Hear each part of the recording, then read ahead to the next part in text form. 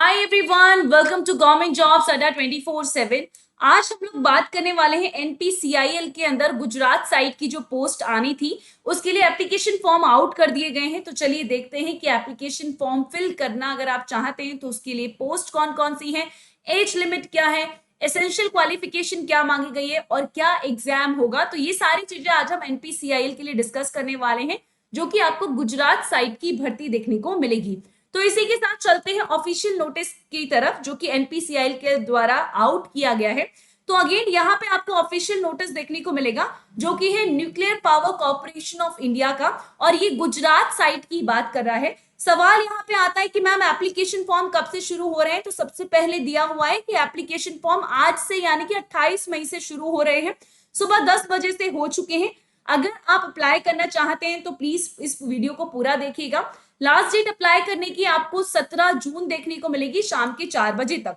Post देख लेते हैं कौन कौन सी है। तो यहाँ पे जो पोस्ट है, एक तो है स्टाइपेंड ट्रेनी की, साइंटिफिक असिस्टेंट की, बट ये कैटेगरी 1 की है और ये उन लोगों के लिए है जो जिन्होंने डिप्लोमा किया है इंजीनियरिंग में। दूसरा यहाँ पे कैटेगरी 1 में साइंस के ग्रेजुएट्स के लिए भी पोस्ट है। अलावा अगर हम इसकी बात करें तो कैटेगरी 2 के अंदर भी आपको पोस्ट देखने को मिलेगी जो कि प्लांट ऑपरेटर और मेंटेनर की है।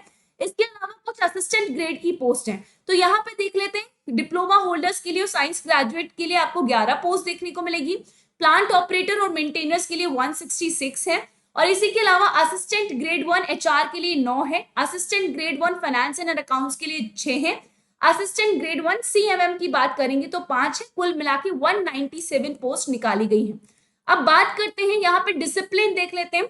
तो अगेन यहाँ पे बोला गया है अगर आपने कैटेगरी 1 के लिए आपने डिप्लोमा किया है इंजीनियरिंग में या फिर आप साइंस ग्रेजुएट हैं तो यहाँ पे कौन कौन से डिसिप्लिन जो है जो एक्सेप्ट किए जाएंगे, mechanical, electrical, electronics, chemical, chemistry and physics, ये कैटेगरी 1 के लिए है। अगेन अगर आपने यहाँ पे प्लांट ऑपरेटर और मेंटेनर के लिए अप्लाई करना चाहते हैं तो आपका डिसिप्लिन किस में होना चाहिए, plant operator, fitter, electrician, electronics, instrumentation, welder, machinist, AC mechanic और डीजल मैकेनिक, ये आपके डिसिप्लिन एक्सेप्ट किए जाएंगे।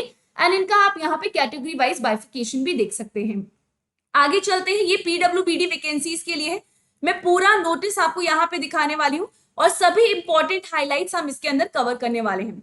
अब हम लोग बात करने वाले हैं कि यहाँ पे जो एसेंशियल क्वालिफिकेशन होने वाला है वो क्या होने वाला है।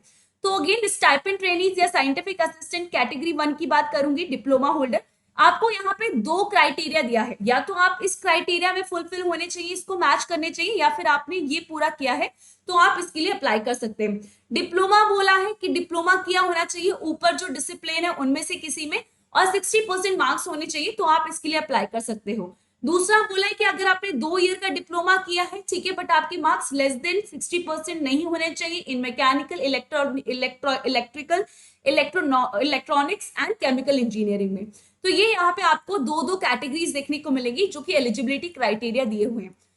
अगेन इसके अलावा साइंस ग्रेजुएट्स की बात कर लेते हैं तो उनके लिए बोला है कि बीएससी किया है, 60% मार्क्स है तो आप इसके लिए अप्लाई कर सकते हैं। बट बीएससी का डिसिप्लिन क्या होना चाहिए, physics as a principal and chemistry, mathematics, statistics, अगर आपने ये सब पढ़ा है तो भी आप इसके लिए अप्लाई कर सकते हैं। अगेन यहाँ पे प्लांट ऑपरेटर और मेंटेनर का आपको फर्दर जो है एलिजिबिलिटी क्राइटेरिया देखने को मिलेगा। एंड असिस्टेंट ग्रेड 1 की बात करेंगे तो बोला है कि कोई भी बैचलर डिग्री अगर आपने किसी भी डिसिप्लिन में की है और आपके 50% मार्क्स हैं फ्रॉम अ रिकॉग्नाइज्ड यूनिवर्सिटी तो आप असिस्टेंट ग्रेड 1 के लिए अप्लाई कर सकते हैं, जो कि अलग अलग एचआर, फाइनेंस, अकाउंट्स और सीएमएम की पोस्ट आपको देखने को मिलेगी। आगे चलते हैं, फर्दर यहाँ पे दिया हुआ है, ठीक है, ये कुछ पैप्स के लिए रिलैक्सेशन है, ठीक है, पैप्स के लिए आपको फर्दर रिलैक्सेशन क्राइटेरिया देखने को मिलेगा जिनका लैंड एक्वायर्ड किया गया है न्यूक्लियर पावर प्रोजेक्ट के लिए, तो उनके लिए कुछ रिलैक्सेशन दिया गया है।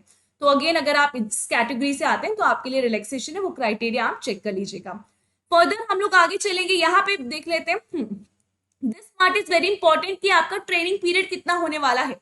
कैटेगरी 1 की अगर बात करेंगे डिप्लोमा होल्डर्स के लिए या फिर हम बात करेंगे साइंस ग्रेजुएट्स के लिए, इनका जो क्राइटेरिया है वो सेम रहेगा। ड्यूरेशन की बात करेंगे तो आपको 18 मंथ सर्व करने होंगे जो कि आपका ट्रेनिंग पीरियड रहेगा। इस 18 महीने की अगर हम 18 मंथ्स की बात करें, जो पहला ईयर रहेगा उसमें आपको 24,000 का पेमेंट मिलेगा। बट उसके बाद जो नेक्स्ट 6 मंथ होंगे उसमें आपको 26,000 का पेमेंट दिया जाएगा और यहाँ पे एक वन टाइम ग्रांट दिया जाएगा, वो 3,000 का रहेगा। इसके अलावा कैटेगरी 2 की बात कर लेते हैं, ठीक है, चाहे वो प्लांट ऑपरेटर है और मेंटेनर है। यहाँ पे आपका जो ट्रेनिंग पीरियड रहेगा वो 2 साल का रहेगा। फर्स्ट ईयर में आपको 20,000 दिए जाएंगे एवरी मंथ, और उसके अलावा सेकेंड ईयर में आपको 22,000 मिलेंगे, और यहाँ पे भी आपको वन टाइम ग्रांट मिलेगा जो कि 3,000 का होने वाला है। But again training period complete करने के बाद स्टिल अगर आप काम करना चाहते हो, ठीक है, एनपीसीआईएल के द्वारा, तो यहाँ पे एक बॉन्ड बनेगा, और कैटेगरी 1 के लिए 4.5 साल का बॉन्ड बनेगा, और कैटेगरी 2 के लिए 5 साल का बॉन्ड बनेगा, और ये आपको बॉन्ड अमाउंट भी देखने को मिलेगा, यहाँ पे दिया हुआ है। एंड अगेन यहाँ पे ट्रेनिंग पीरियड में बॉन्ड अमाउंट की बात कर लेते हैं, और उसके बाद अगर आप काम करना चाहते हो तो आपको इतना टाइम पीरियड तो काम करना ही पड़ेगा एनपीसीआईएल के साथ। आगे चलते हैं। फर्दर यहाँ पे बोला जा रहा है कि जो आपका अपॉइंटमेंट होगा उसके बाद आपको उसमें पे लेवल 6, 3 और 4 के अकॉर्डिंग पेमेंट मिलेगी। पे लेवल 4 किसका रहेगा? असिस्टेंट ग्रेड का रहेगा। तो यहाँ पे आप पे लेवल भी देख सकते हैं, जिसमें जो अलाउंसेस होते हैं जो as per the government rules दिए जाते हैं, transport, house rent allowances, site location allowances, ये सारी चीजें आपको मिलने वाली हैं। बेनिफिट्स जो दिए जाते हैं वो सब कुछ आपको यहाँ पर दिया जाएगा। आगे चलते हैं, एज लिमिट की बात कर लेते हैं। तो अगेन जो डिप्लोमा होल्डर्स हैं उनके लिए जो एज लिमिट रहेगा वो 18 से 25 साल का रहेगा, ठीक है। साइंस ग्रेजुएट्स के लिए भी 18 से 25 है। प्लांट ऑपरेटर और मेंटेनर के लिए 18 से 24 का है, और असिस्टेंट ग्रेड 1 के लिए 21 से 28 का है। बट यहाँ पे एज रिलैक्सेशन भी as per the government rules दिया जाएगा, जो कि आपको यहाँ पर दे रखा है। इसके अलावा the very important part is कुछ यहाँ पे फिजिकल स्टैंडर्ड्स की डिमांड है, वो आप इसमें पीडीएफ में चेक कर सकते हैं। ये पीडीएफ मैं आपको मेरे टेलीग्राम चैनल पे प्रोवाइड कर दूंगी। अब आता है selection process, which is very important for you. Selection process की बात करेंगे तो कैटेगरी 1 की बात कर लेते हैं। जो पोस्ट यहाँ पे हमने देखी है, इसमें बोला गया है कि यहाँ पे एक ऑनलाइन एग्जाम होगा जो कि 1.5 घंटे का होगा, एंड इसके अंदर 50 क्वेश्चन आएंगे जो कि 100 मार्क्स के होंगे, और नेगेटिव मार्किंग 0.5 की होगी। एंड ये क्वालिफाइंग इन नेचर रहेगा, तो 40% मार्क्स लेकर आने हैं जनरल कैटेगरीज को, रेस्ट को 30% मार्क्स लेकर आने। उसके बाद एक पर्सनल इंटरव्यू होगा और उसके बेसिस पे अपॉइंटमेंट किया जाएगा। नेक्स्ट कैटेगरी 2 की बात करेंगे तो यहाँ पर भी आपको 2 स्टेज पे मार्क्स पेपर देना होगा। एक प्री स्टेज होगी और दूसरी एडवांस स्टेज होगी। प्री स्टेज में जो आपको नंबर ऑफ क्वेश्चंस देखने को मिलेंगे वो 50 होंगे, 20 मैथ से आएंगे, 20 साइंस से, और 10 क्वेश्चन जनरल अवेयरनेस के। एंड ये 1 question is equal to 3 marks, और इसके अंदर आपको 1 मार्क की नेगेटिव मार्किंग मिलने वाली है। अगेन ये स्क्रीनिंग टेस्ट होगा, तो यहाँ से जो कैंडिडेट सेलेक्ट होंगे वो एडवांस टेस्ट के लिए जाएंगे, यानी कि कैटेगरी 2 के लिए जाएंगे। एंड इसके अलावा जो इसको क्लियर कर लेंगे उनका फर्दर इंटरव्यू करवाया जाएगा। अगेन यहाँ पे स्किल टेस्ट होगा, तो ये भी यहाँ पे दिया हुआ है। अगेन बात करते हैं असिस्टेंट ग्रेड के लिए, इसमें भी आपको प्री टेस्ट और एडवांस टेस्ट दोनों देना होगा, जिसके बारे में यहाँ पे फर्दर इंफॉर्मेशन दिया है। 50 जो क्वेश्चन नंबर यहाँ पे पूछे जाएंगे वो भी 50 क्वेश्चन पूछे जाएंगे। और अगेन ये भी एक आपको स्क्रीनिंग ही देखने को मिलेगा, तो यहाँ से जो सेलेक्ट किए जाएंगे वो एडवांस स्टेज के लिए ट्रांसफर किए जाएंगे, ठीक है। एंड ये जो एडवांस स्टेज 2 होगा असिस्टेंट ग्रेड के लिए, इसमें 25 क्वेश्चन क्रिटिकल रीजनिंग के होंगे, 25 क्वेश्चन क्वांटिटेटिव एप्टीट्यूड के होंगे। तो ये भी आप देख सकते हैं। इसमें आपको यहाँ पे क्वालिफाई करने के लिए मिनिमम क्राइटेरिया जो है ये लेकर आना होगा। फर्दर यहाँ पे स्किल टेस्ट होगा और इंटरव्यू यहाँ पे लिया जाएगा। So this is about the selection process. इसके अलावा एप्लीकेशन फॉर्म की जो फीस है वो 150 है कैटेगरी 1 के लिए, और उसके अलावा कैटेगरी 2 और असिस्टेंट ग्रेड 1 के लिए 100 रुपए का आपको एप्लीकेशन फीस देखने को मिलेगा।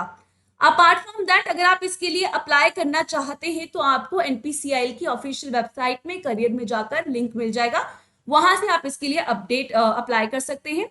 अप्लाई करने की जो लास्ट डेट होने वाली है वो मैंने आपको बता दिया है, वो जून में आपको देखने को मिलेगी।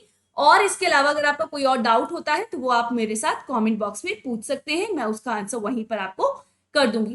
एंड अगेन ये जो पीडीएफ है, तो प्लीज आप अपने जो भी डाउट रहेंगे वो कमेंट बॉक्स में पूछ लेना, ठीक है। एंड अगेन ये पीडीएफ आपको मेरे टेलीग्राम चैनल पे मिल जाएगा, आप ज्वाइन कर सकते हैं। सर्च कीजिएगा GS by Sheetal Jangid, GS by Sheetal Jangid, यहाँ पर आपको ये पीडीएफ मिल जाएगा। अगर ये सेशन अच्छा लगा है तो लाइक कीजिएगा, शेयर कीजिएगा। इसके अलावा कोई और डाउट है तो वो पूछ लीजिएगा। और पहली बार इस चैनल पे आए हैं जिसका नाम है गवर्नमेंट जॉब्स अड्डा 24/7, अभी के अभी सब्सक्राइब करो, क्योंकि इंपॉर्टेंट अपडेट आपको यहाँ पर मैं लेकर आती हूँ। Bye everyone, take care.